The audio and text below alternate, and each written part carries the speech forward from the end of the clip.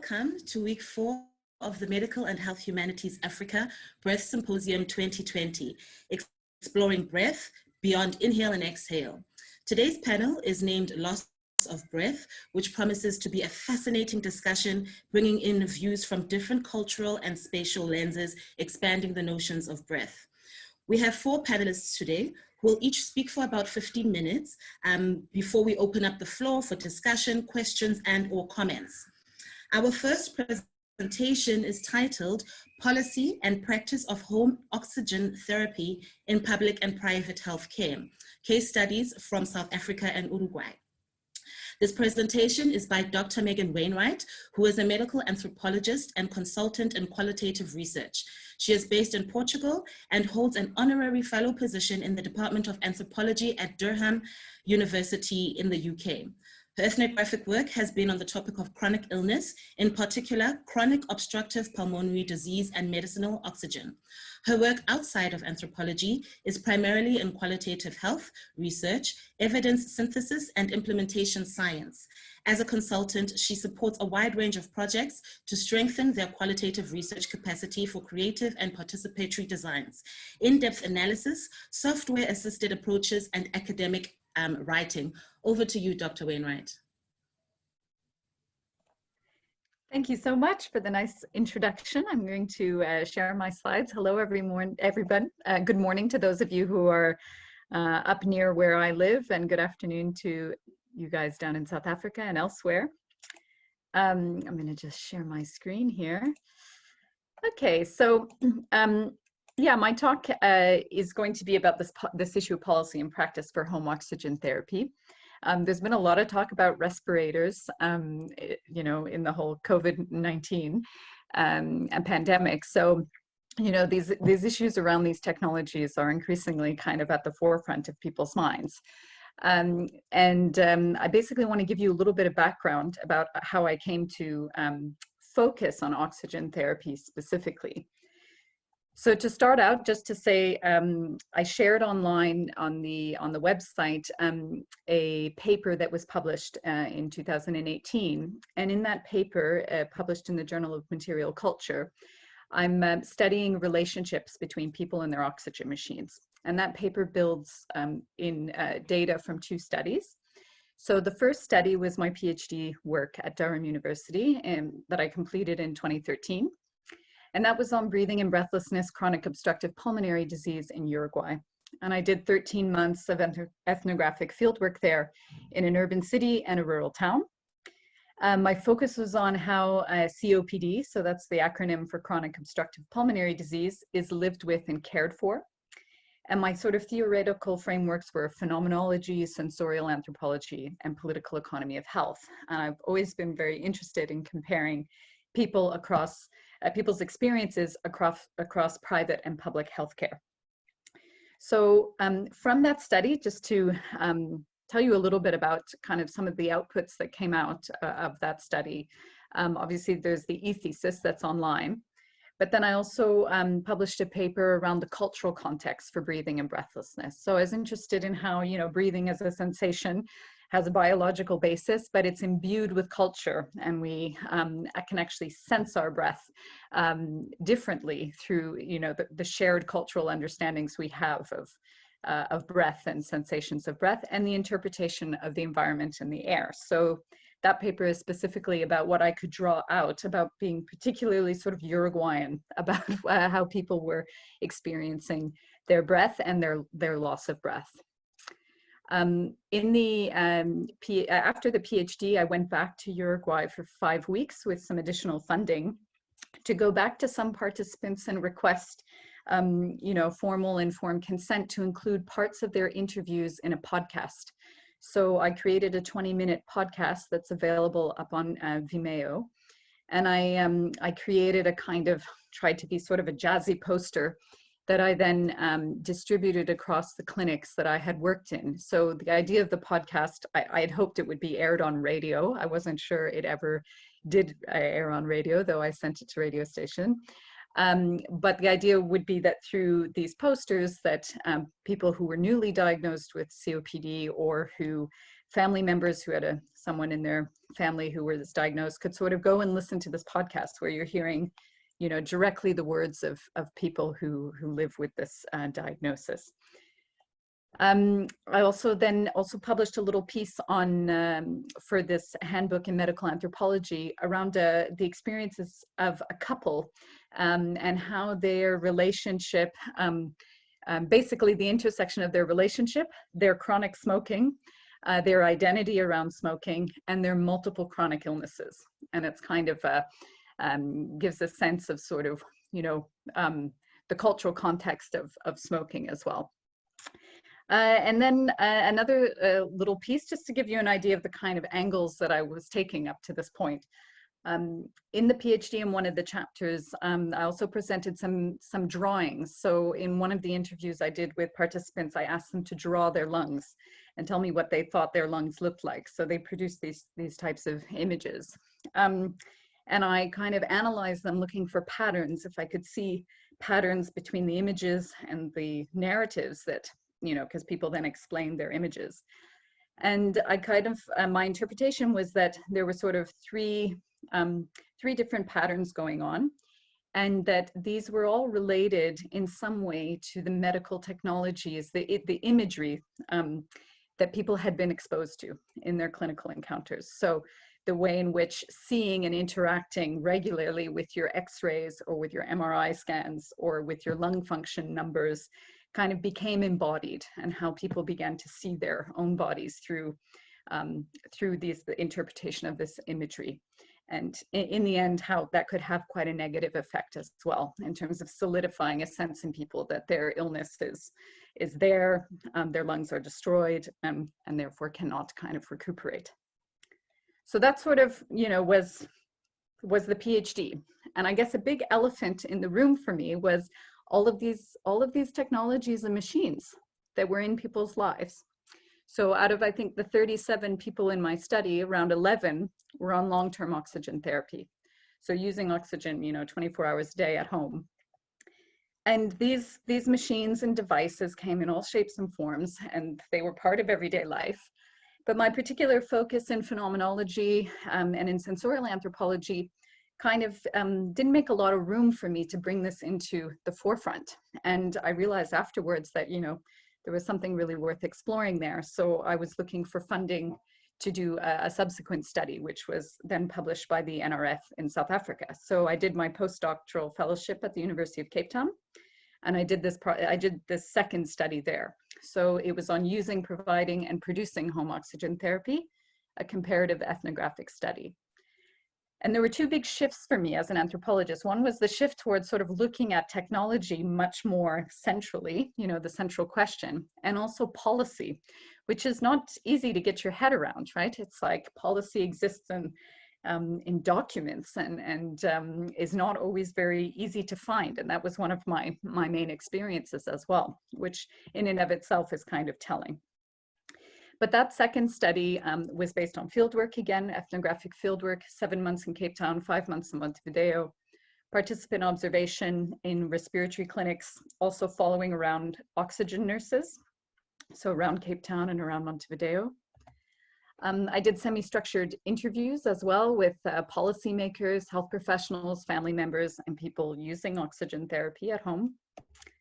Obviously some demographic data and clinical data was also collected, and this idea of the key documents, trying to find, you know, where was the policy on oxygen therapy or the hospital level guideline, etc. So that, you know, the culmination of combining the two studies to really focus in on oxygen was this paper in Material Culture.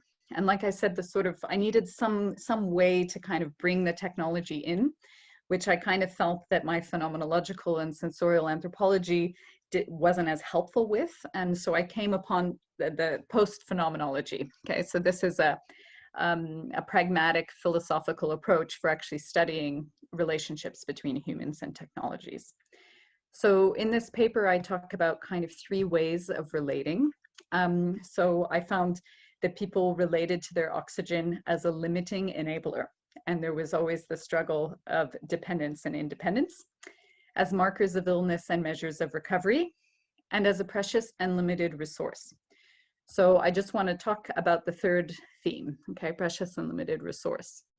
And it's important to mention that with all of my studies, I'm really talking about the tip of an iceberg, okay, because these studies are based on people who have a diagnosis, and therefore are people who have reached tertiary level care. They live in urban areas, and they were generally accessing very good care for their illness. And we know that a lot of lung diseases go undiagnosed.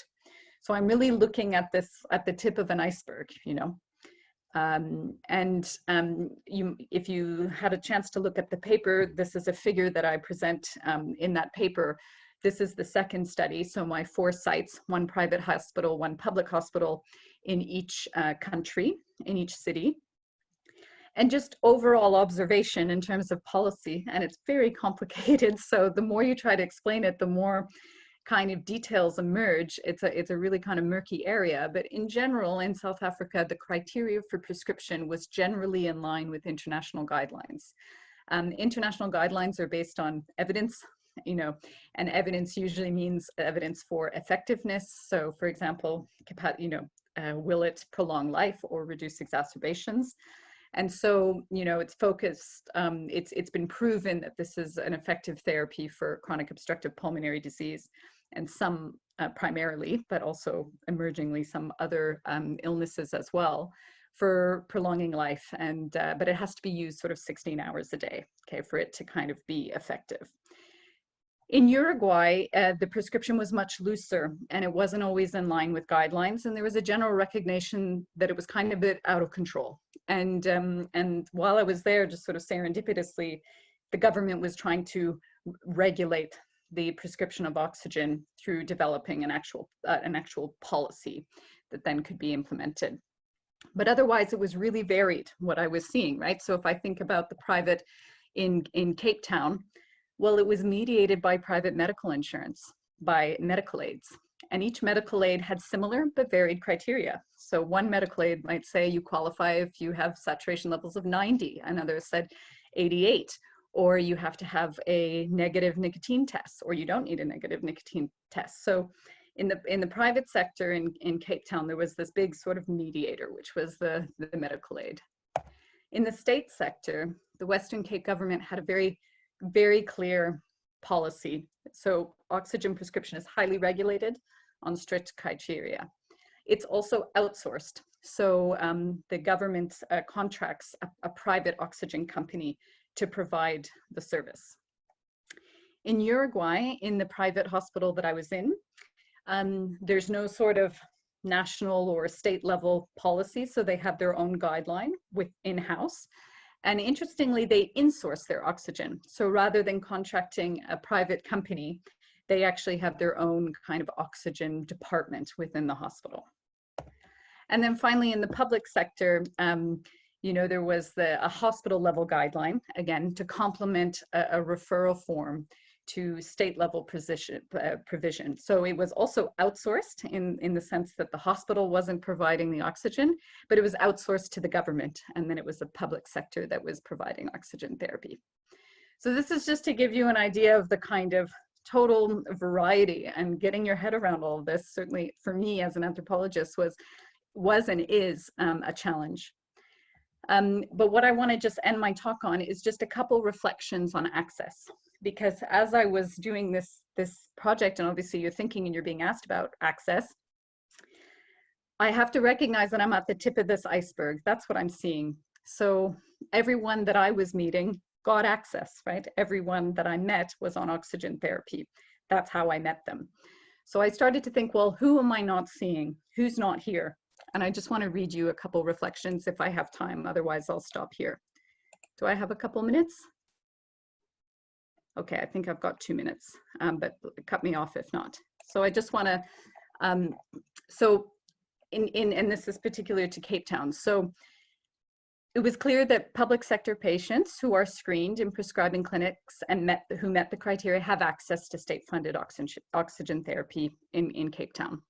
But I guess one needs to take a step back and think of access in terms of criteria for prescription outlined in the policy, and who is and who isn't being referred to prescribing institutions. So in the Western Cape, it's only a certain number of institutions, and it has to be pulmonologists in most cases who prescribe. So my observations over the course of fieldwork was corroborated a sense that I got from some clinicians that patients who were referred to a tertiary level prescribing institution spoke English fluently and were more economically advantaged. Two things that helped them kind of advocate for their care and get to that oxygen prescribing clinic. There were certain diagnoses which didn't qualify for oxygen therapy, so there were people who sort of fell through the cracks there. Also, there was also a rule around that you couldn't have had an exacerbation or been hospitalized for like the past 3 months.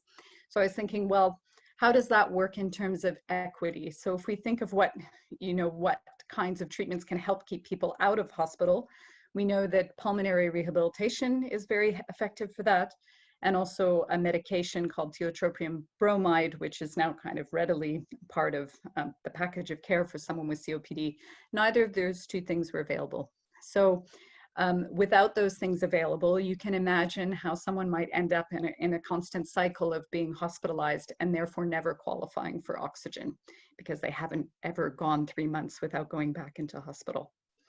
And the final thing around equity is simply like smoking cessation support, and also enforcement of the treaty that South Africa has signed, which is the Framework Convention on Tobacco Control. So there's also another rule for prescribing oxygen, which is that someone has to have quit smoking in the last 3 months. And without enough support to help people quit, there's an equity issue there, because we know that smoking is not equally distributed across society. So those are just some reflections. Thank you very much. And hopefully we have some time to discuss later. Thank you so much, Dr. Wainwright, for a very humbling and illuminating talk about the pros and cons of the systemic implications of loss of breath. We will keep questions until the end. Next up, I would like to introduce Professor Leslie Schwartz, who is giving us his talk, My Mother's Lungs. Professor Schwartz is a clinical psychologist and distinguished professor of psychology at Stellenbosch University. His work focuses on mental health and disability issues, focusing on questions of access, participation, and rights in Southern Africa. He uses a range of methods in his work, ranging from qualitative to arts-based approaches. His current work includes arts-based research on disability and sexuality in South Africa, and please do look at our website in order to see the link to his work. This is a co-edited book on this co-edited book on this participatory project, written together with the research participants, is due to be published open access by Palgrave in December 2020. The book is entitled Disability and Sexuality Stories from South Africa. His memoir, dealing with the politics and trajectory of care, entitled How I Lost My Mother, will be published by Wits University Press in the first half of 2021. Thank you so much, Professor Schwartz. Over to you. Thank you so much, and thank you for allowing me to be part of this really exciting meeting. I'm usually quite a conventional academic with slides and tables and figures and all of those sorts of things, but in the spirit of health humanities, I'm going to be telling a story. I'm really interested in what stories can or can't tell us, and much of the story comes from my book, How I Lost My Mother. So please listen to the story. There are no slides.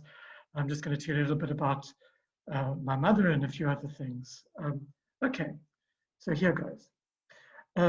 Getting old is difficult, my mother used to say, but the alternative is worse. She should know. When she was 17, Elsie, that's her name, father dropped dead in front of her. She never forgot what she called the sound of a death rattle. A kind adult gave her a cigarette to calm her nerves, as he put it. And so for me begins the story of my mother's lungs. She married at the age of 26 and found herself not many years later living in the shadow of the first cement factory built in what was then Rhodesia. My parents tried and to a degree succeeded at living a good colonial life. They were at a new cement factory, building a new country, which they hoped would be more liberal than the South Africa of their birth. There was a wonderful climate, tea and biscuits served by pleasant domestic workers, golf for my dad, bowls for my mother. Nice neighbors next door, joint trips with Auntie Myra and Mrs. Garrett, the dressmaker. In those days, nobody worried too much about health. You were given your cards and you played them. Elsie was, through no desire of her own, to be part of this group, part of a club of patriotic white Rhodesians who smoked as many cigarettes as they possibly could, tobacco being a key crop for the economy. Much social life revolved around these cigarettes. The standard and welcome gift one would give to anybody was an ashtray. Ashtrays came in every conceivable shape and form, ranging from small, delicate one-cigarette jobs made of glass blown by artisans all the way in Italy, to heavy glass ashtrays embedded in small replicas of car tires, to elaborate metal faux verdigris pots standing on 3 legs. This last was a desirable piece of furniture in itself. Then there were sets of ashtrays thematically linked, the tobacco lover's equivalent of flying ducks going up the wall. In addition to tobacco, copper was especially important to the economy of Rhodesia and also to what was then Northern Rhodesia, later to become Zambia. In Rhodesia, a dual expression of true white patriotism was the display and use of copper ashtrays. There was a wonderful shop in the Linkwenda arcade which sold copper gifts almost exclusively. Many of the gifts were ashtrays in various sizes. They also sold huge copper fire screens with a flame lily design.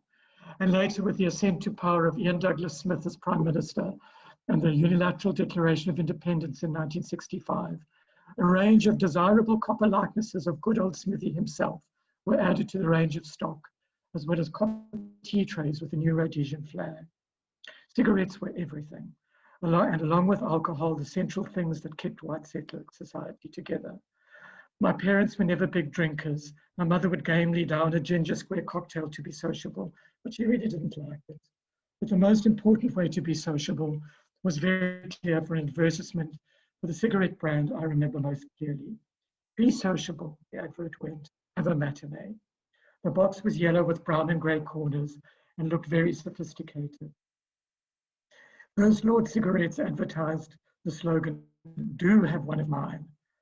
And First Lord cigarette boxes, like many others, were all displayed in advertisements with 3 cigarettes emerging invitingly from the box.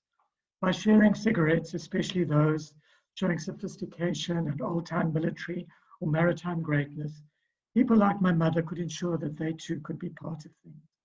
Not that she didn't feel too Jewish, too urban, too literate, too ugly, too not blonde, too curly-haired, and too incompetent for the frontier.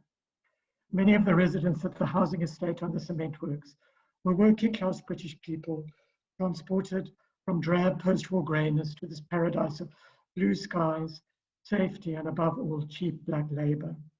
My mother deplored how poorly these people treated the help, not that she did not have help herself, but decency and a relatively elevated status as wife of the chief chemist at the factory required her to be civil.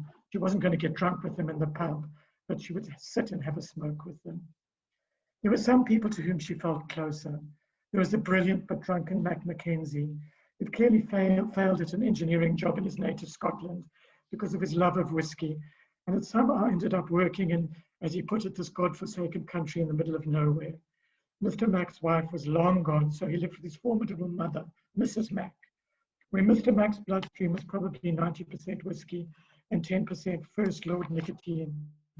Mrs. Mac's was 70% whiskey and 30% nicotine. She had a bit more control, but not much more. Mr. Mac would drive my mother to bowls along the bumpy Arcturus Road on a Saturday afternoon, and my sister and I sometimes went along.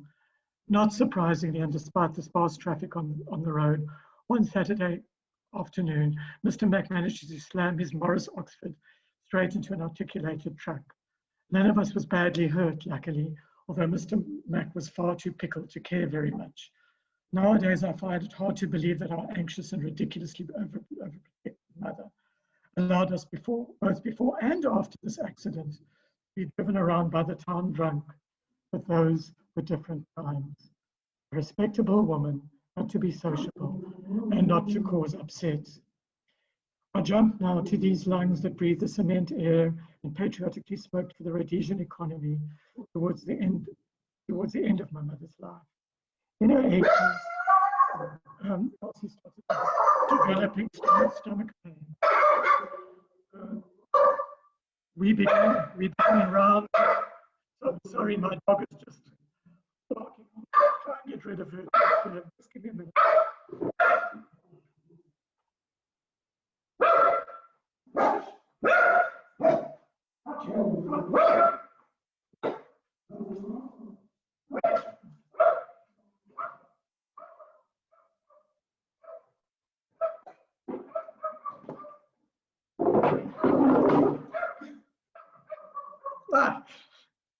Sorry about that, everybody.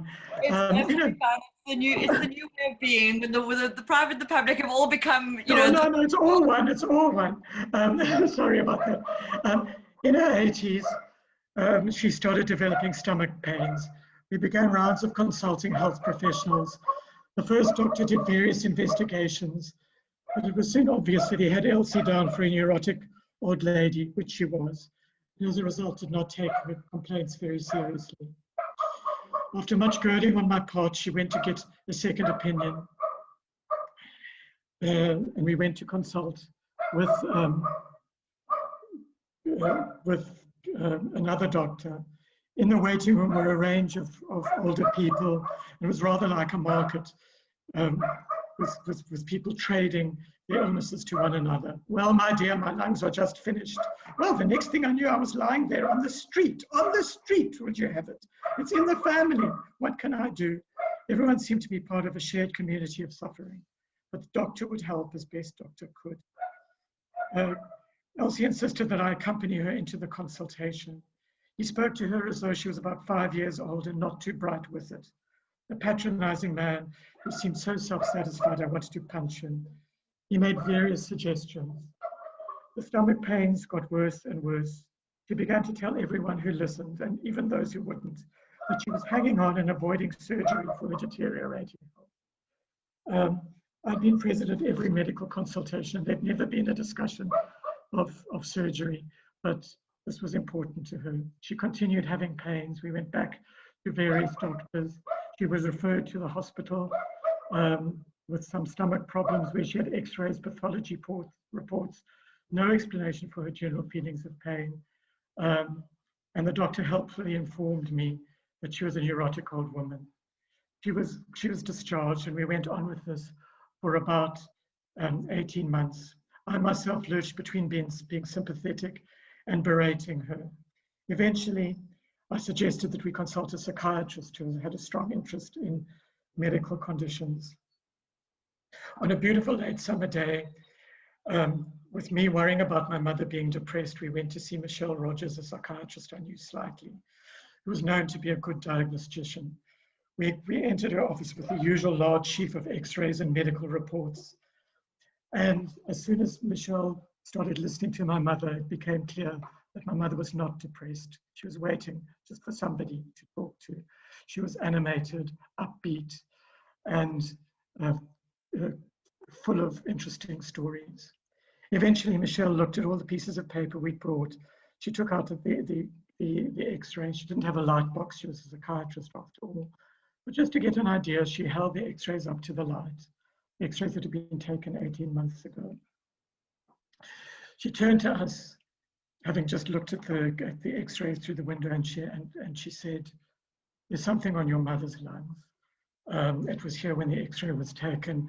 We need confirmatory x-rays." And it turned out that 18 months ago in the hospital, this neurotic old lady had a spot on her lung. She was now in 4th stage lung cancer. It had taken a psychiatrist to diagnose her. My mother took this very well. "What do you expect?" she said. "I'm old, I've had a good life. I don't want any treatment, I'm lucky." I couldn't stop myself, true to form, from blaming her for having cancer because she'd smoked. I'd warned her, but most of all, I was comforted by this. She was really so well. And she began her process of dying, and in many ways, the process of dying was the finest time in my life. She came to live with us. She lived in our house for the last 11 and a half months of our life. And they're in many ways the worst time of my life, but also a time I feel deeply grateful for. Life, as they say, goes on. My wife, Louise's father, David, was still living in Johannesburg and really struggling. He'd had a bruising and exhausting battle to do the best by his wife, who died of dementia shortly before my mother died. He'd also faced a range of difficulties. He came to see us and we met him at the airport, and he looked thin and gaunt. He had a troublesome cough for which he'd seen his family doctor in Johannesburg for a few times. So we took him to see our GP. Our GP took one look at him, and they say lightning doesn't strike twice. He had stage 4 lung cancer, which had been ignored by his doctor. So both Elsie, my mother, and my father-in-law had been fobbed off by doctors, told effectively that they were imagining things. Both were seriously ill, and both died of lung cancer. My mother was obviously a neurotic old woman. She'd suffered badly from what today would be called panic disorder when she was young. David, by contrast, was a very private man, not given to expressing emotion, reticent, respectable, quiet. Elsie's excessive emotionality upset and offended him. Yet for both of these privileged white women, there had been this profound disavowal by health professionals, their real illnesses ignored with fatal results. I thought about suing, I thought about writing to newspapers, I thought about all sorts of things, making a stink. I didn't do any of them, I suppose I'm making a stink now.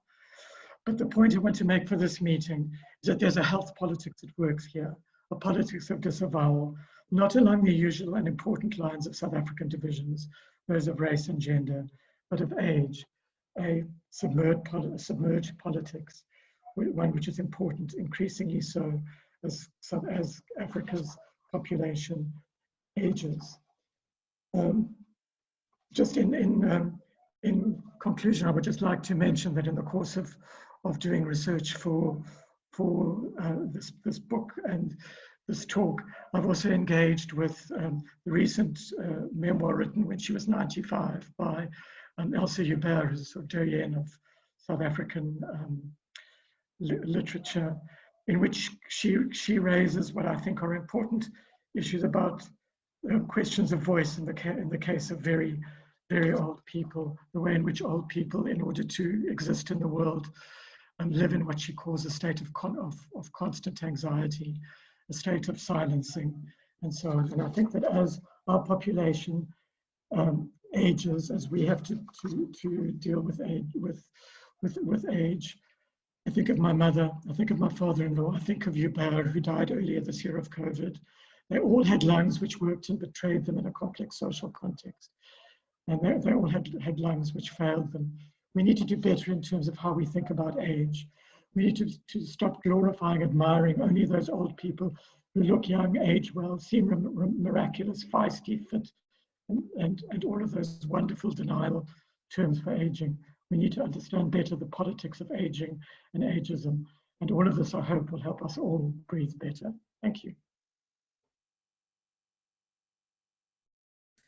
Thank you so much, Professor Schwartz, for that very moving story and presentation. You know, it's interesting, in my worldview, I work a lot with spirits, and dogs are said to be able to sense the presence of spirits. So we welcome the participation of your dog there.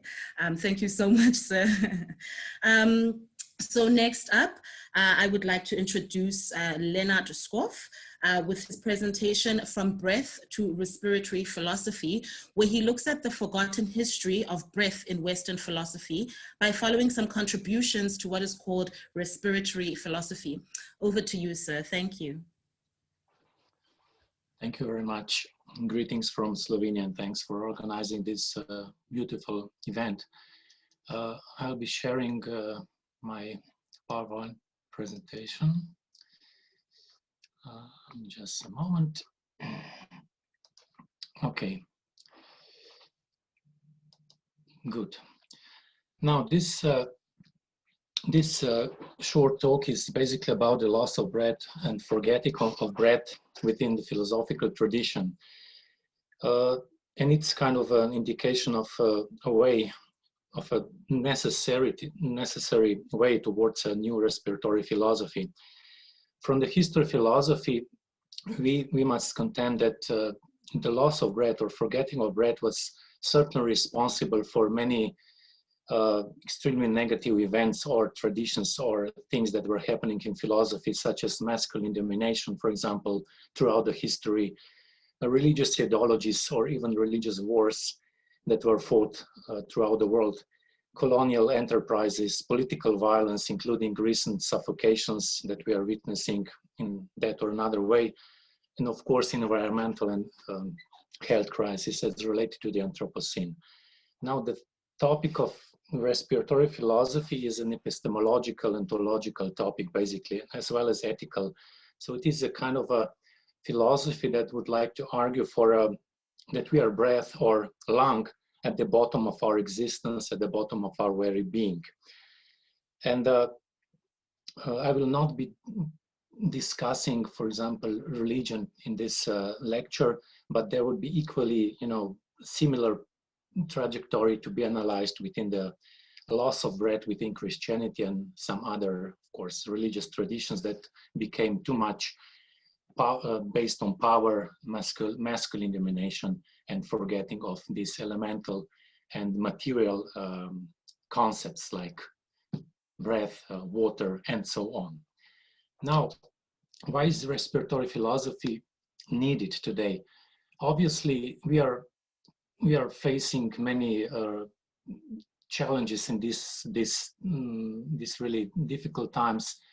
For example, wildfires, dust storms appearing throughout the world, aerosol dynamics related to COVID pandemics, racial police repression in the US, notably with Eric Garner, George Floyd, and others that being subjected to these police suffocations, the prominence of tear gas as a crowd control agent in Asia, Europe, and North America. And it's clear that breathing matters and that a new paradigm is needed in humanities and social sciences and beyond. This new paradigm was called by some of my colleagues and myself respiratory philosophy. And this new paradigm opens entirely new perspectives on the current crisis from the philosophical point of view. Now, some of my recent works in this tradition are Atmospheres of Breathing. The book was co-edited by myself and my colleague from Finland, Peter Berntsson. It was published by SUNY Press in 2018. The book comprises 5 sections, starting from philosophical, going through then intercultural traditions of breathing towards media of breathing, breathful and breathless worlds, including medical humanities aspects, and the book ends with The Commonwealth of Breath, a beautiful chapter by one of the leading environmentalists, David Abram. Now, Ethik des Atems is a German translation of my book, my Springer book. Then I have 2 papers closely related to breath and breathing. The first one is more related to Lucy Garay's thought, breath as a way of self-affection. The second one is more related to medical humanities topics, especially to the ethics of care, silence, and listening through breath and breathing. And then I have 2 books, Breath of Proximity. This is more philosophically constructed book from pre-Socratics, Indian Vedic culture, all the way through Feuerbach, Schelling, William James, Heidegger, Levinas, Derrida, and Irigaray. And I'm, of course, developing my own theory of philosophy of breath. And finally, there is a book specifically designed to address the breath in Lucy Garay's thought, titled Breathing with Lucy Garay. Now, I would like to pay our attention towards this chapter from William James. William James, American pragmatist. He somehow inaugurates modern respiratory thinking with his short chapter, Does Consciousness Exist, from 1904. Now, he says in this chapter that The stream of thinking, basically, is only a careless name for what reveals itself to consist chiefly of the stream of my breathing. The I think, which Kant said must be able to accompany all my objects, is the I breathe, which actually does accompany them. And then he concludes, breath, which was ever the origin of spirit. Now, this is really excellent contribution to the field of respiratory philosophy, because we all know that René Descartes famously said, cogito ergo sum, I think, therefore I am. And he totally forgot about breathing, about the bodily aspects of our existence. Similarly, Kant, the most important transcendental philosopher, this means that his philosophy is based entirely on rational procedures, on arguments, on the mind, spirit, and not at all on the body. He also famously said that I think must accompany all my objects, all my thinking, all my life. And then William James reverses this line of thinking and says, breath actually was ever the original of spirit. And we must say that etymologically, spirit stems from Indo-European word or root, space, which means to blow, to breathe. Now, this is really important aspect of early 20th century respiratory philosophy.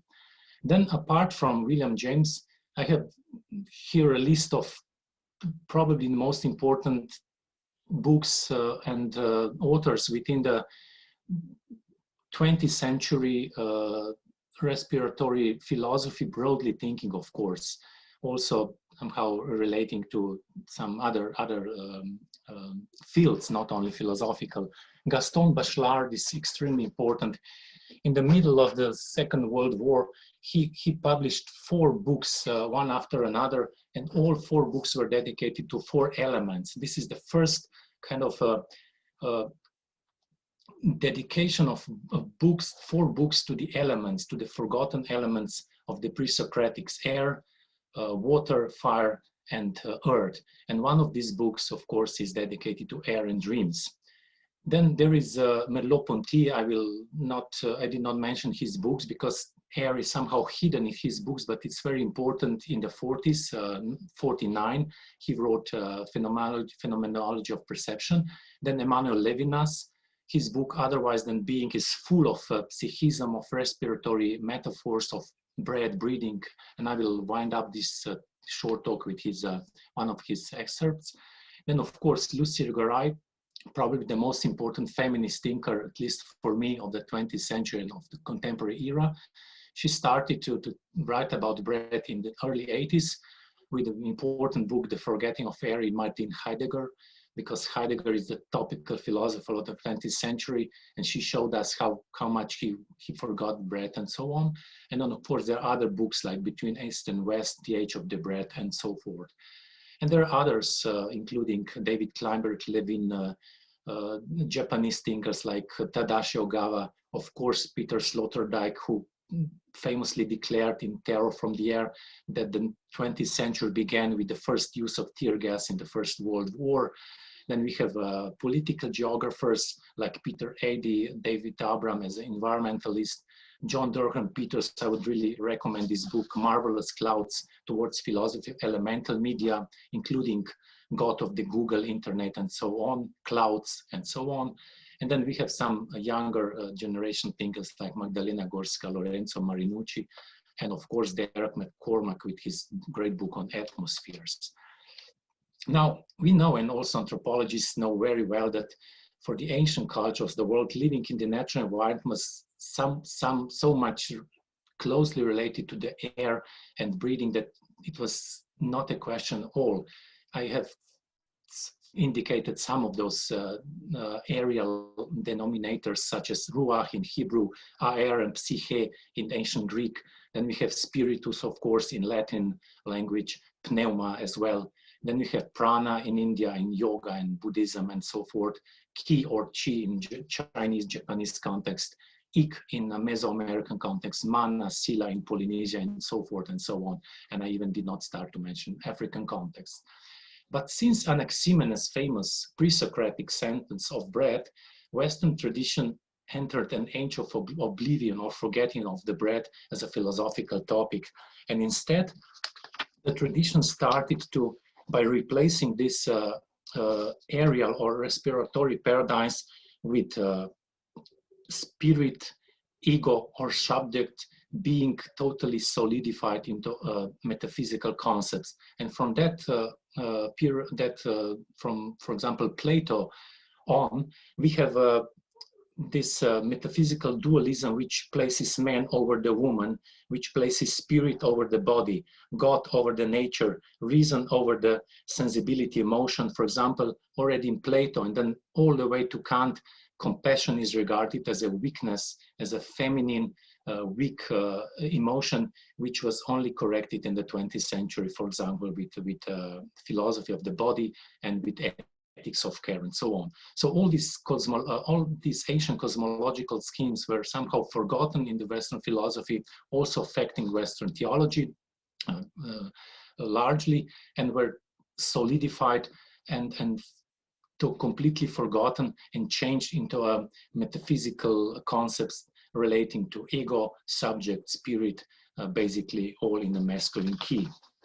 Now, we know that as a physiological process, we know from medical humanities, from all these contexts, that breath always supports life of any being.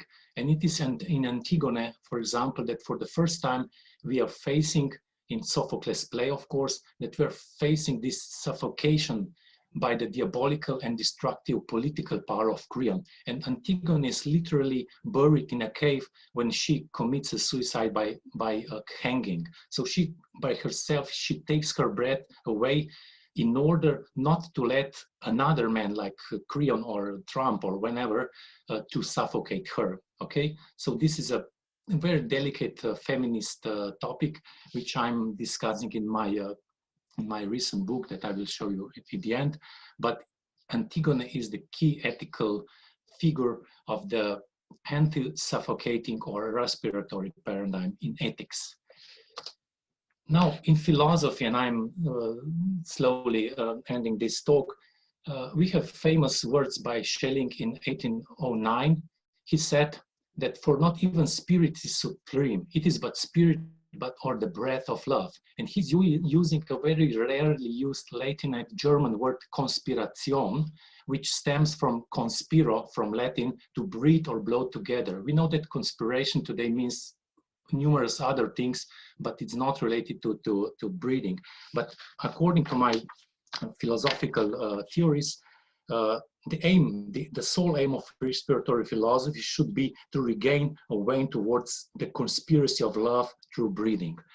Then we have Feuerbach, who prophetically wrote in 1841 that entire philosophy of him must be understood as a pneumatic water therapy, pneumatische Wasserheilkunde. And then Marx inaugurated political aspect in early respiratory philosophy in his young economic philosophic manuscripts. He said that forgotten material genealogy of breath must be visible or again regained in man, exhaling and inhaling all the forces of nature. And finally, Levinas, in his famous book, Otherwise Than Being, contends, quote, "For there is a complex of significations deeper and broader than freedom, which freedom animates. Freedom is animation itself, breath, the breathing of outside air, wherein waters frees itself from itself and is exposed to all winds.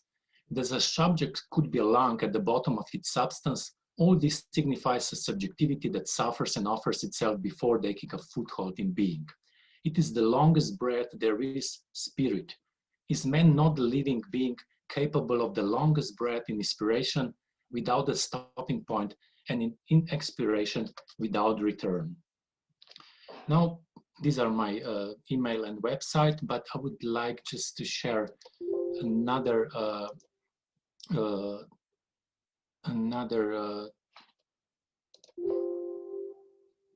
just a second. Okay, just a second. This is my book dedicated to philosophy of breathing. breadth of proximity, intersubjectivity, ethics, and peace. And this one is related to the atmosphere of breathing, titled Atmospheres of Breathing, and published by SUNY Press. So thank you very much. Thank you so much, Professor Škof, in that very, that highlight into respiratory philosophy. I'm definitely going to be looking at these books as I'm thinking through my own work in African cosmology and the implications of umoya nomphefumulo. Thank you so much, sir. I forgot at the beginning to introduce Professor Lenart. I'll just quickly read his bio. He is among the leading international scholars in the field of respiratory philosophy. He works as the head of the Institute for Philosophical Studies at the Science and Research Center and is also dean at Alma Mater Europaea. I'm not even going to try and pronounce the name of this university in Slovenia. Yeah, it's in Latin. Škof is also visiting. Prof is a visiting professor of religion at the Faculty of Social Sciences. He also received a Fulbright Scholarship and Humboldt Fellowship for Experienced Researchers and is a regular member of European Academy of Sciences and Arts. Please do look up his books that he showed us at the end of his slides. Thank you so much, sir, and I'm so sorry for my oversight. Thank you. Next, I would like to welcome Kate Binnie for her talk, the last of today, Breath, Body, Mind Integration.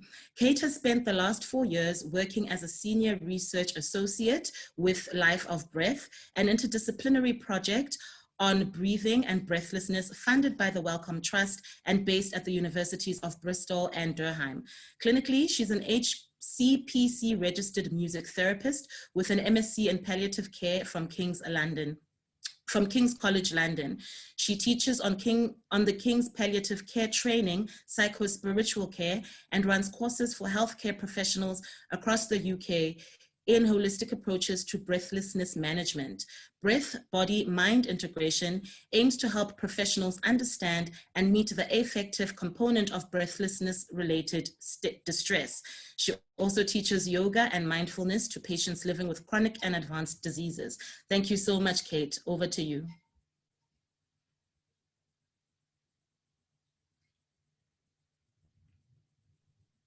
Hi. Thank you so much for having me, and I already feel like I just want to talk to all of the other panelists for a very long time. I've got my reading list sorted for this summer, and I've written down Lenart's phrase, conspiracy of love through breathing, which I can love. And I hope that at the end of my presentation, we'll have perhaps a little conspiracy together. We'll do a little bit of practice, bit of breathing together. So I'm just going to share my screen now, and then I'll share my talk. Okay. Yeah, so thank you for introducing me. Breath, Body, Mind Integration is a holistic approach to chronic breathlessness. And actually, there's so many things I want to say relating to your talks, but I'm going to have to stick to the message. So I'm not really talking about music therapy today. I'm talking more about my work, my clinical work with breathlessness, using these very specific techniques, which I want to talk to you about. But if you're interested in music therapy, there is a piece that I made called First and Last Breath, which is on your website, which is a sort of, it's a soundscape of breaths with a bit of singing. And I hope that's of interest to some of you. So where did my breath journey begin? Why have I got so interested in breathing? Well, I trained as a singer. I've sung since I was a child. I was a chorister, and my first degree was in music many, many years ago. After a period of time in the music business, I trained as a music therapist, which is a training, a music psychotherapist. So it's a psychotherapy training where we use music as a way to connect with patients and to explore creativity with people. Sometimes they're non-verbal, and it's just a fantastic way to connect with people. And at the same time, all my life I've been practicing yoga. My father was very, very interested in yoga and used to practice all the time. I did my yoga teacher training, and more recently my mindfulness training and mindfulness and compassion training. So these are all my sort of backgrounds, which in a sense I've brought together in my clinical work with people living with breathlessness. And I've spent the last 10 years working in hospice settings, so with people approaching the end of life. And I got very, very interested in people who were breathless, people particularly living with chronic obstructive pulmonary disease, because I saw, as our previous speakers have already said, that there was a lot of unintentional but systemic injustice towards these patients. And a lot of avoidance as well, and I'll talk about that a bit later. I started to use in therapy breathing techniques from yoga, and I started to look around for evidence, and there wasn't very much. So I was very lucky. I was funded to go to King's to start to look at the evidence and develop my sort of research interest in breathlessness and in body-mind techniques to helping people with breathlessness. And then subsequently, as I was introduced, I was picked up and worked with the Life of Breath project. So you might find their website really, really interesting. There's a lot of very interesting interdisciplinary research on their website.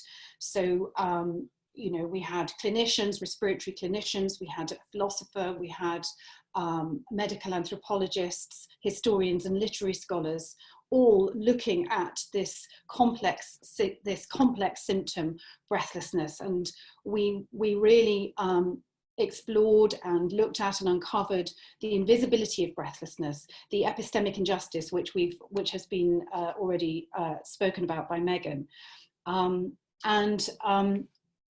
I think what I am very interested in particularly is this phrase total breathlessness. So total pain was a phrase that was coined by Dame Cicely Saunders, who was the founder of the modern palliative care movement in the UK. When she asked a patient what was wrong, a cancer patient, what was wrong, what hurt, he said, all of me is wrong. And so this phrase total pain has become quite kind of well used within palliative care contexts, and it's really trying to illustrate that we can't just treat the physical pain with opioids or other strong painkillers. We have to address the other aspects of our lived experience. And I would suggest that we could see breathlessness in the same way. This is actually not my idea, but I really seek in my work to work with the spiritual, the mental, and the emotional and the social aspects of the breathlessness experience. And so I wanted to tell you a story. We're doing stories today about Bill. This is not his real name or photograph. I met Bill in the hospice where I was working a few years ago. He had been referred by his GP to come to the day hospice. So I don't know what it's like everywhere else, but here we have day hospices and people can come in for day therapy when they're referred by their GP. So Bill was referred and I met him there. He was in his 70s. He had long-standing COPD. He was very socially isolated. He didn't have any family. He didn't have very much money. He didn't have a job. And he was going into hospital almost every weekend. So Sunday nights, he would get breathless and he would call 999. And he was using the emergency services as a safety valve, as a way to connect with other humans and to feel better. And he told me that when he saw the ambulance pull up outside his house, he already felt less breathless. So here we are, here we're getting to something. This breathlessness that he was experiencing was connected with his need for relationship. So with Bill, in therapy, we worked together to create some individualized strategies to help manage not just his breathlessness, but his anxiety. And I use my psychodynamic training to make a relationship with him, to try and understand his difficult past and his difficult present and his fears about the future. I used some techniques from yoga, so I wasn't getting him standing on his head or anything. I was just working with him to understand his body and how he was holding his body that made the breathlessness more intense. So he was very tight, very tense in his accessory muscles. And I taught him how to understand and manage his breathlessness. And I used an iPad, which we lent him at the hospice. I made some individualized, sorry, the thing keeps going on, I don't know why. I made some videos, which I asked him to use like a dose. So morning, after lunch, evening, and then one for if he felt himself getting triggered. And what was really wonderful was that this really helped. It reduced his calls to out-of-hours services and his admissions to hospital. And he had a clear sense of mastery and a kind of acceptance of his breathlessness. So he completely shifted his relationship with his body and his breath through this kind of compassionate practice. So again, a conspiracy of love through breathing. That's what we were doing. Sadly, this story has a really sad ending because here we go, here's another systemic issue. There is only enough funding for people like Bill to come for a certain number of weeks. So the idea, the very well-intentioned idea, is that people come, sort of get themselves sorted out and then go back into the community. But of course, it's not like that for people like Bill.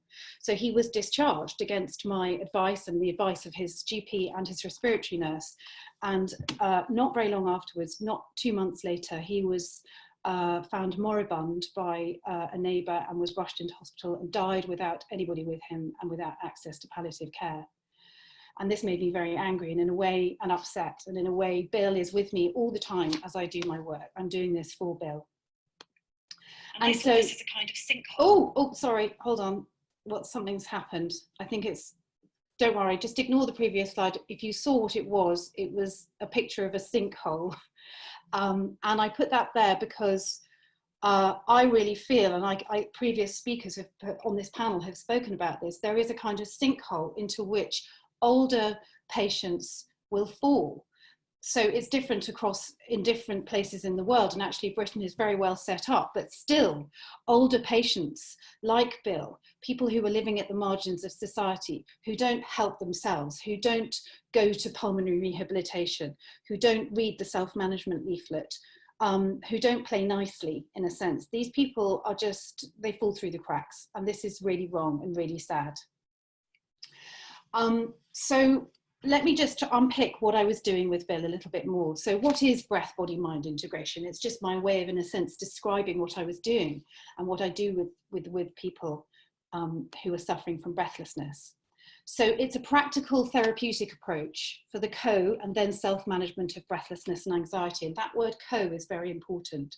So thinking about relationship, the importance of relationship, working together, to give somebody a safe experience of breathing so that then they can then perhaps embody that and take that away and use it for themselves. I'm so sorry, I don't know how to make the thing not click on. I'm not being quick enough. And although I developed this practice with patients, so it was something that I developed over time in clinical practice, I also found myself using it with family caregivers.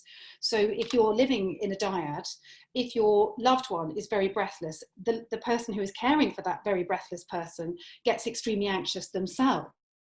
So how can they regulate their loved one? How together can they use these techniques to reduce the distress? And I've also started training staff, and I'll talk a little bit more about that later.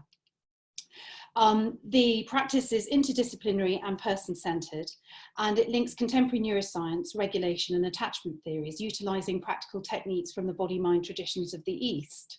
And we've already heard about the philosophical resonance of those from our previous speaker.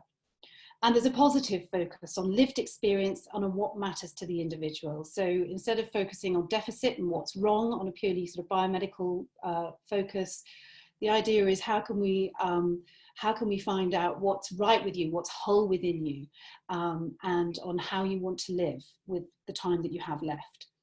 And this is something that I'm very interested in. It's trauma informed, so that it understands that if a person like Bill hasn't had safe early experiences, he'd had a really difficult childhood, then as adults, they may not feel worthy of care and shut off from the body and hypervigilant.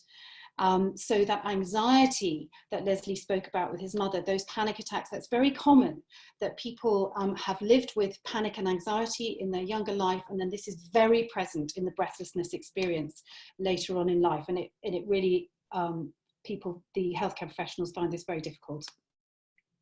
So in practical terms then, we are working responsively with urgent bodily sensations. So breathlessness is probably the most urgent bodily sensation. It overrides everything.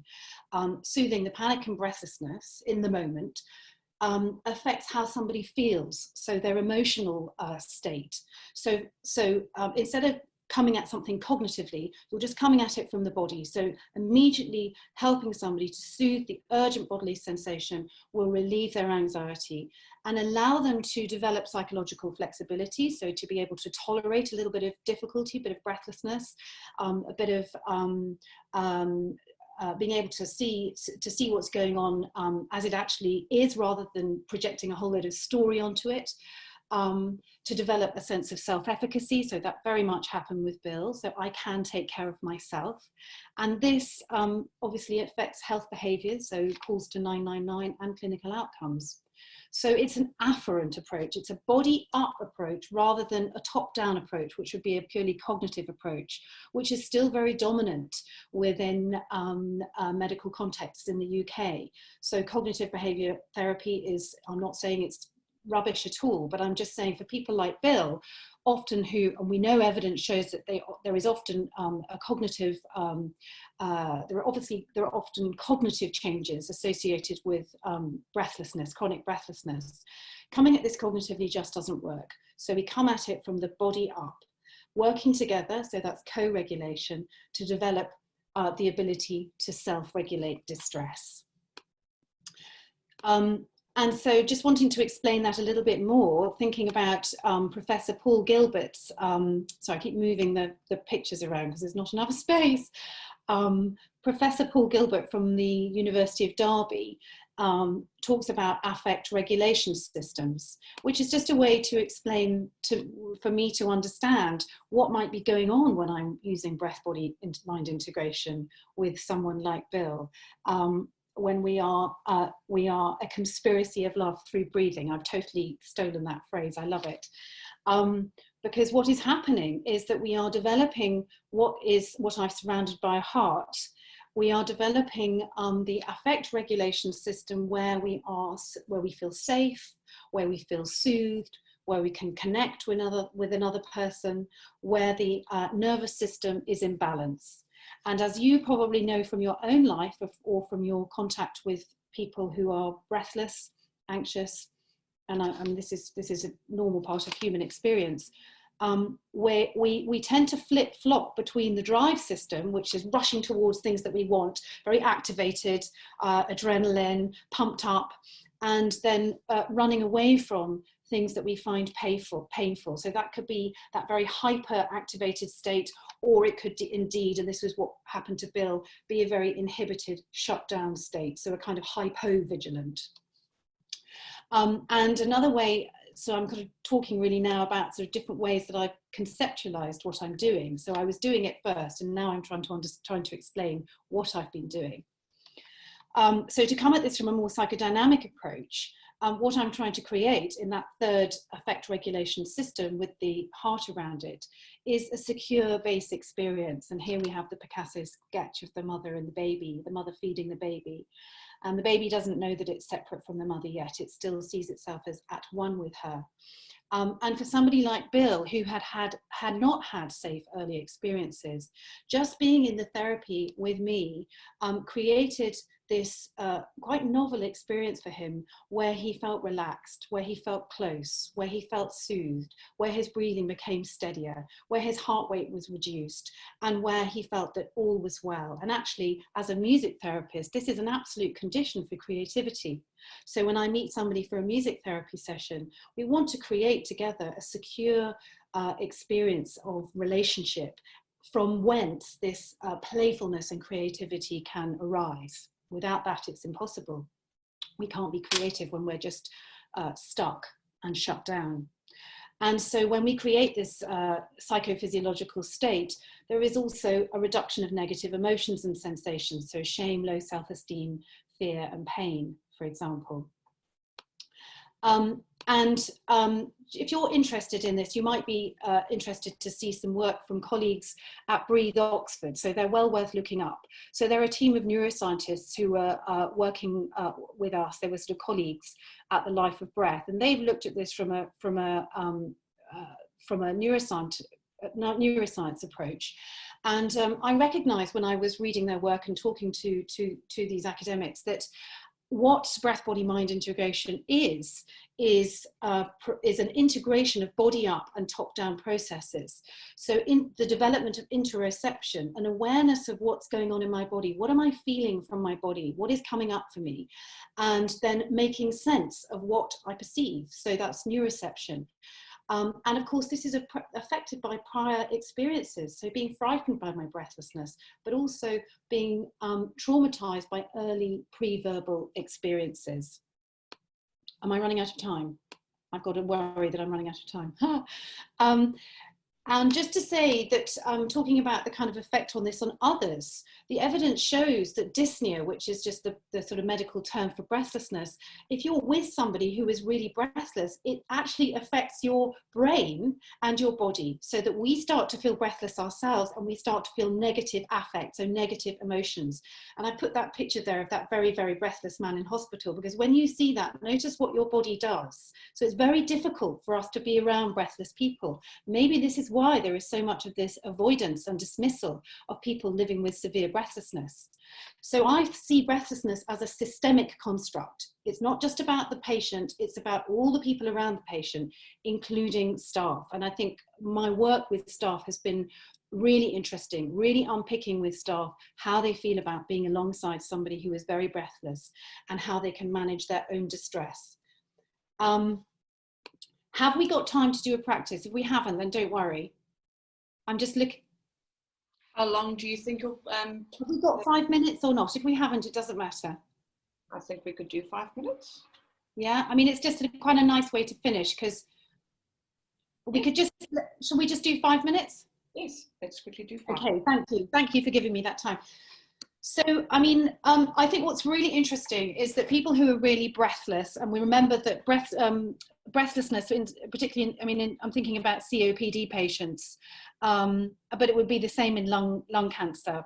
The distress of breathlessness doesn't correlate with lung function. So this is a real body-mind, this is a real place to investigate the body-mind connection.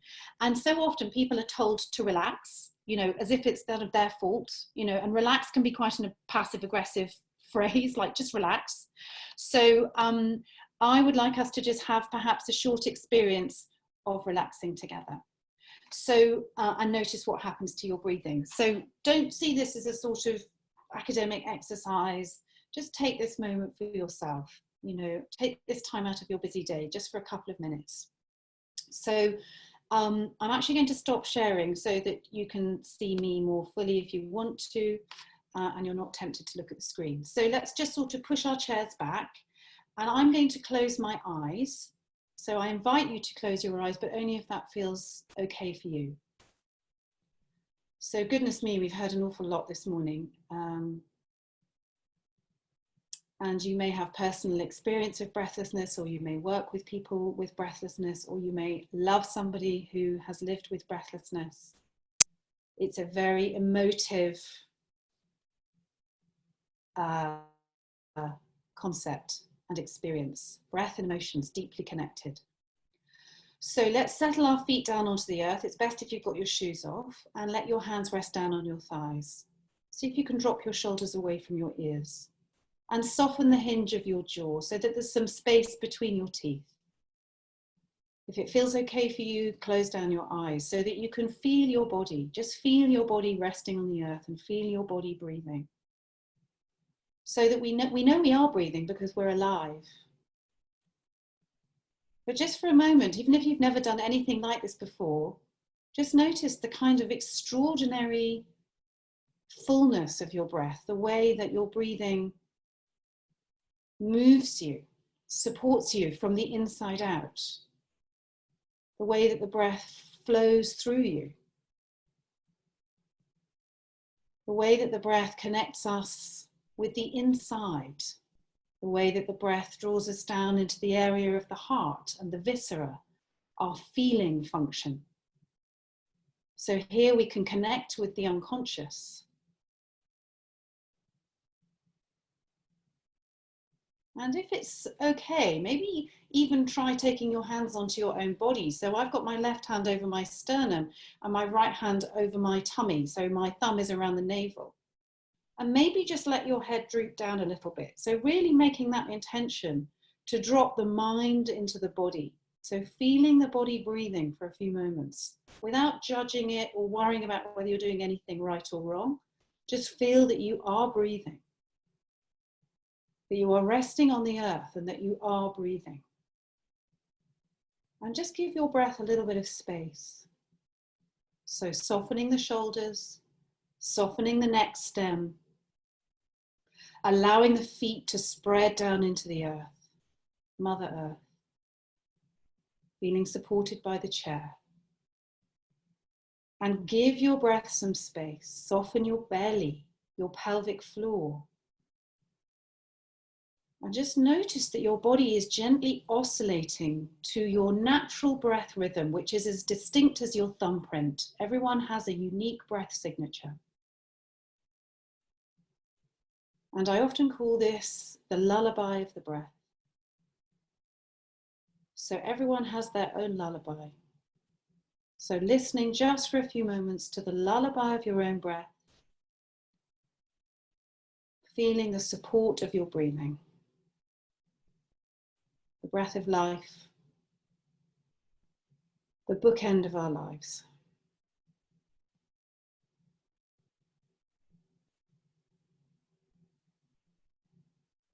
Thank you.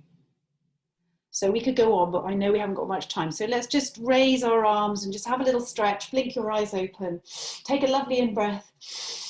And as you exhale, just go, ah, roll your shoulders a little bit just to relax any tension.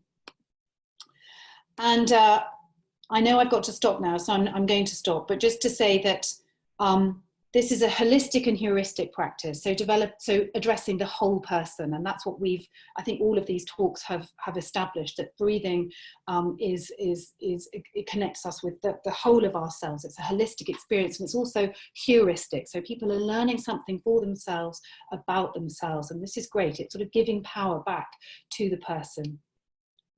I won't read the feedback, but I've got some feedback here if anybody's interested.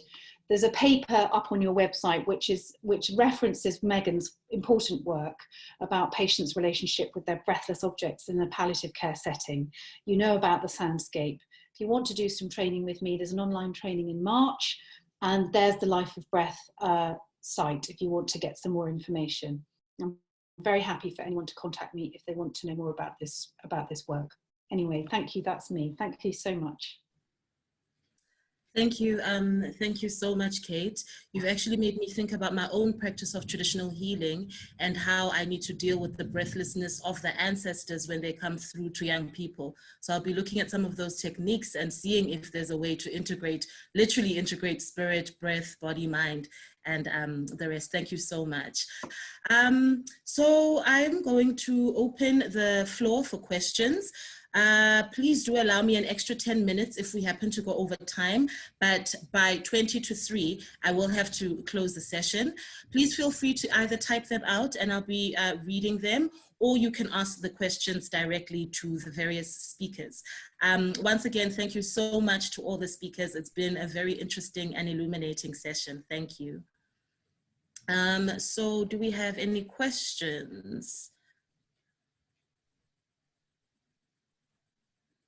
Can I ask my questions directly? Yes, please. Thank you everyone for this really wonderful panel. And it's just so nice to see all of you and to be able to be involved in this Medical Humanities Conference, even from afar. I have some questions for Megan and Leslie. Leslie in his talk spoke about the politics of disavowal for the elderly. And I'm really interested to hear from your ethnographic work if you also found that your elderly patients felt unheard or had concerns overlooked or if in a way their machines somehow validated their condition and concerns for clinicians. You spoke a little bit about the human-machine relations that are so materially obvious in your ethnography, and I wondered if you could expand on that for us a little bit. And then for Leslie, I completely agree with this framing you've posed for us and how the biomedical fraternity deals with the elderly, this politics of disavowal. And this work really reminds me of Atul Gawande's work, Being Mortal. And in that book, he makes a case for much more investment in training geriatricians and geriatric medicine. And I wanted to know if you think this is a sufficient strategy, or if not, what other strategies we need to ensure that the humanity of older people is honored in clinical encounters. Thank you. Yeah, thanks for the questions, Michelle. Hard to think on the spot, but two things come to mind. One is, I mean, with COPD, it tends to be something that affects people after the age of 45 and older people, you know, 60, 70, 80. It was very common. They were probably, you know, more in that age group that I got to know. So in some ways, when you were younger and you were expressing symptoms like that, you could fall through the cracks because it's not what clinicians are kind of looking for or expecting. But where people who were older, I think, fell through the cracks, mobile technologies for oxygen are among the most expensive and were not available at all in South Africa in the public system. And I don't think in most of the medical aids covered mobile devices. But in Uruguay, mobile devices were available in the state sector. And then there are ideas inbuilt in that, like who is deserving of a mobile device? Who has an active life, who's got a job, who's got children.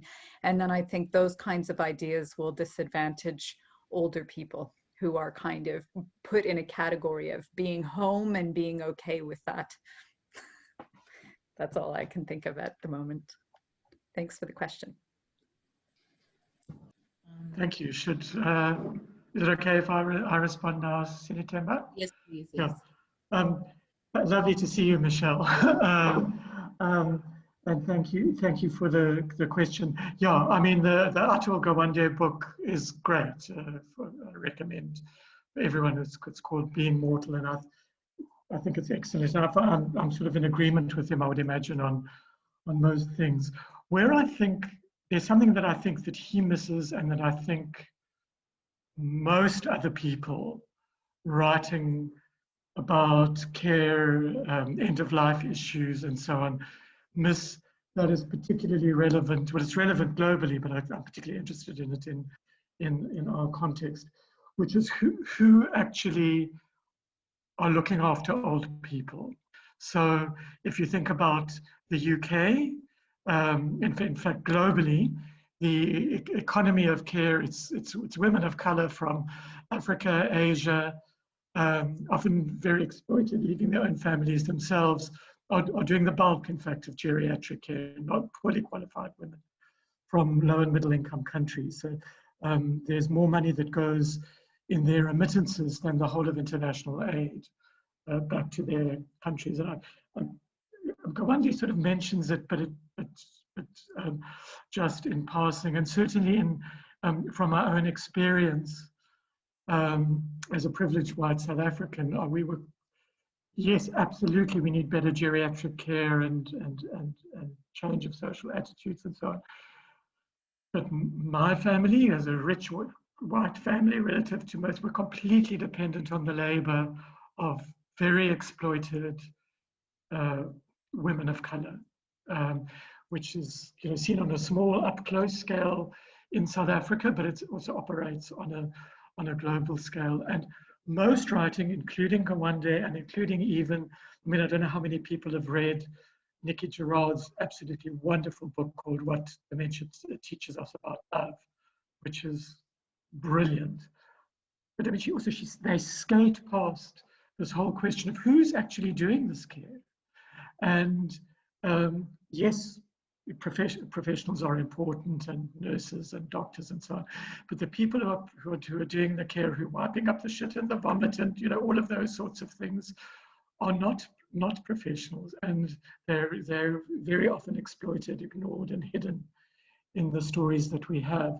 And certainly in palliative care, and I was really interested in you know, the things that Kate was talking about. That's who, and I'm doing some work. Some of my work is with the hospice here in Cape Town, but it's volunteers, poorly paid people, and so on, who are doing the bulk of care. So I think thinking about aging, and you know, dementia is the next big African epidemic. Thinking about aging and care actually forces us to think about gender, exploitation, race, all of those things, and to in fact to move away from focusing, as I think Kawande tends to. I'm not criticizing him; his book's wonderful, but he focuses more than I would on professional categories. I think we need to think about those other dimensions of care. Thank you. Thank you so much. Thank you, Professor Schwartz. So I have two questions here. One is from Nolwazi and the other is from Charlotte. So the first question is for Kate. Kate, can you tell us more about the first and last breath soundscape, which is on the virtual gallery? What was the idea or inspiration behind it? Where is it used besides the gallery? The second question from Charlotte is for Prof. Škof. How is continental philosophy addressing systematic breathlessness, especially from a political and medical perspective? Kate, would you like to respond to your question? Thank you. Yes. First of all, I really agree with what Leslie was saying, and I would just like to say about Atul Gawande, I love his book too, but I think there's a dominance in the sort of literature of male doctors writing about stuff, and their perspective is good. They've started things off, but what I think, I absolutely agree. I want to hear from the porters, from the cleaners. So when my dad was dying, both my parents are now dead. My mother died last year with breathlessness. So your talk absolutely made me cry, Leslie. But my dad died of cancer actually in the hospice where I was working, which was quite traumatic. And I can tell you now that the people who entered into a conspiracy of love through breathing, most of all, were the cleaners. They were Lithuanian cleaners. Their English wasn't very good, but they would come and they would give my mum a hug. The medical professionals came in and checked my father's catheter was working and that he was getting his pain relief. They did it perfectly nicely. They were task orientated and they were busy. So they missed the point. I think if palliative care is about dying well with dignity and in a loving atmosphere, then we provided that for him. But somebody like Bill did not have that. And there are many people, as we're discussing, who are not looked after by their family. So I cared for my mother in her dying, in her breathlessness. I used these techniques with her to her last breath. That would be a whole nother talk. But going back to the soundscape, that is a personal piece. So when my father was dying, I recorded his breathing because I was kind of waiting. If anybody sat with a dying person, you are waiting for them to die. And it's a really strange place because you love them, but at the same time, you kind of want it to be over. There's a point where you just, you kind of can't bear it anymore. I mean, I sort of wanted to put a pillow over his face, actually. I know that sounds awful, but I think anyone who's been in that position will understand. So my way of working with my own distress was to be creative about it. So I tend to save things on my iPhone, on the soundscape with my babies breathing when I've got 3 kids, so when they were sleeping, or there's a bit of singing. My husband and I used to have to sing every night the same song to my youngest child because it had to be the same song the whole way through in harmony with the ukulele. And so I've just pieced all that together because it struck me that, breath, as you all know, it is the soundtrack of our life. It's this constant rhythm that accompanies us from pre-birth, our mother's breath, our mother's heartbeat, to the last breath, the last exhalation. So that's what it's about. It was my personal way of dealing with my experience, but also wanting to share that. And interestingly, it's being used at medical conferences. So I basically put it anywhere, but I quite often, it's been played at quite a lot of medical conferences, so that I think medics who are so obsessed with eliminating the problem can actually start to connect with feelings and this emotional, spiritual resonance of breathing that is missed within medical contexts. Thank you, Kate. Professor Škof? Yes, yeah, thanks for the question. The first brief answer would be not so well, of course, because continental philosophy inherited many traumas from its past, you know, and although there are many new philosophical theories and so on, these traumas somehow always come to the you know, to the surface. But I would say along maybe three lines basically. One is of course feminist line of thinking. For me, this is most notably visible in Lucille Garay thoughts, although she might be, you know, judged as an essentialist thinker, but you know, you need some more philosophical, let's say, sense, and you certainly see that she's no way an essentialist thinker. We have Magdalena Górska, for example, and Judith Butler as well is addressing, in her recent lecture, she addressed breath and breathlessness from a very important point of view. Then the second line would be more political line proper. So I would say political line in alliance with philosophers and the alliance of philosophers and geographers, political geographers, human geographers, like Martin Nieuwenhuis. He was Bristol, now he's Durham. Philosopher or geographer of air and breathing. We have a beautiful book by Ashton Crowley called Black Pentecostal Breath, published a couple of years ago, about the Black Americans' struggles to regain their right to breathe, and for the Black Pentecostal pneuma. And of course, the third line would be a phenomenological line, including, of course, medical humanities of our good friends and colleagues, Javi Carrel and also Drew Leder, and people that you know from Life of Breath and also Breathe Oxford initiatives and projects. And there is one more, for example, line, Jacques Derrida, he also addressed breath in his own manner, because whatever topic you search in philosophy, it is like, you know, climbing to the top of the hill, and then you see that Derrida was already there. So Derrida addressed hospitality in a manner, and breath in a manner that could somehow be exchanged. I did not address hospitality, but hospitality is extremely important in recent continental philosophy. Somehow hospitality is something that if I explain by using Garay, when two subjectivities meet, then is this interval that safeguards that somebody would not appropriate another person. This is extremely important with our relationship towards patients, towards our children, towards between man and wife or partners, whatever. So this interval is kind of invisible, but hospitality means that you, of course, always invite somebody, that you give someone something that you actually need in a way. So your time, your goodwill, your love, you do not give things that you have in plenty of them, but you give things that you actually need at that moment. You need some time for yourself. You need self-compassion, self-pity, but you give this to another person.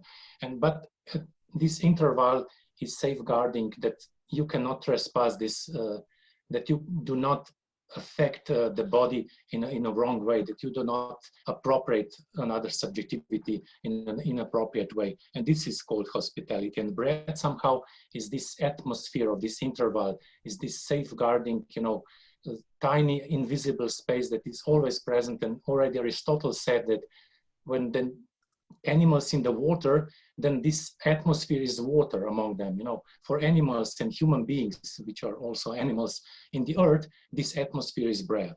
So, and also do not forget about listening. Also within listening and silence, also as a phenomenon of this interval, when you are silent, only when you are silent for one tiny moment, you can listen to somebody else. So all these are the topics that are important for continental philosophy related to breath.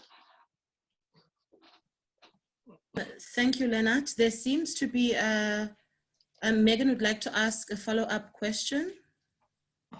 Hi, yes, thanks so much. I was wondering if you could say a bit more, Lenart, about about sort of the environment side of things. So like when I was trying to look up, you know, how to have a theoretical framework for my paper on the cultural context of breathlessness, I tried to connect medical anthropology, anthropology of the body, and the anthropology of wind and climate, and sort of came to a point where I conceptualized breath as the mechanism and air as the medium for environmental embodiment. But I noticed, like in the work on that seemed to have a lot to do with breath, which was about sort of the air and wind and weather and also climate change, etc. The body and the breath was always just sort of slightly missed. And I wonder if you could say anything more about that. Yeah, no, to be short, you know, these are the questions relating to the elemental, I would say, atmospheres that were completely forgotten, and of course replaced by industrial revolution, by, you know, enlightenment, rational procedures, science, and so on. They're all extremely important, but of course the Anthropocene basically really started relating to the atmospheres with the Dust Bowl, you know, in 1930s United States. They are depicted in Christopher Nolan's exceptional movie Interstellar, you know. So Dust Bowl was the first man-made, you know, environmental catastrophe relating to the dust, wind, air that were somehow really started to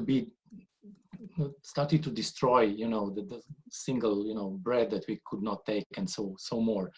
Children were died from pneumonia and so forth. But as an answer, I would say that, of course, I'm not covering everything, but currently I'm still a leader of a research project related to air and environmental philosophy. I could, of course, share it with you later, you know, if you wish. It is all about atmospheres, about elements of air, water, earth, and fire that should get some more attention, you know, from philosophers. Fire was very prominent, you know, in philosophy, but it was so often transferred into power, you know, into violence. But fire could also be, you know, very much internalized, like in yoga. It can be ascetic fire, ascetic fervor, because tapas in Sanskrit means ascetic fervor, ascetic light, or warmness. So all these things are very important, you know, not only as a metaphors, but as, and they should not be somehow argued against them by sciences, like these elements do not exist actually, you know, they exist more than we you know, would be willing to admit, you know, and they are around us. They are forming atmospheres of intersubjective, environmental, interspecies, and so forth and so on. They're all over. Thank you, Prof. Škof. Unfortunately, we've run out of time. I do encourage questions to be asked in the chat, and maybe they can be answered, but now I really do have to wrap up and thank all the speakers and panelists for such beautiful, moving and illuminating presentations. And I'd like to hand over to Nolwazi, who has an announcement for us. Thank you. Thank you, Natemba, and thank you everyone for the wonderful talks this afternoon. I just want to alert you to our next panel, which begins in 20 minutes, and it's a panel on suffocation, where we'll have speakers talking about grace theory. They'll be talking about post-COVID-19 universities.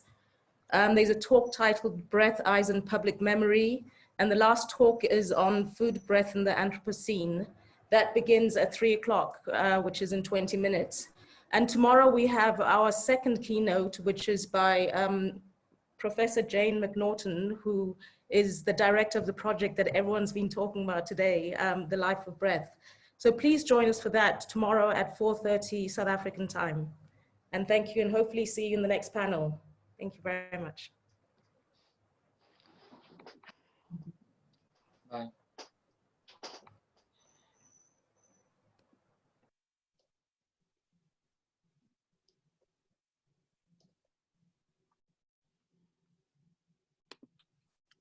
Thank you so much. Thanks, Nir, for the lovely chairing, and thanks for those amazing presentations. Thank you. Good to see Thanks everyone. so much. Thanks for organizing, and thank you for chairing, Sinatemba. Thank you, Megan. Bye. Bye-bye.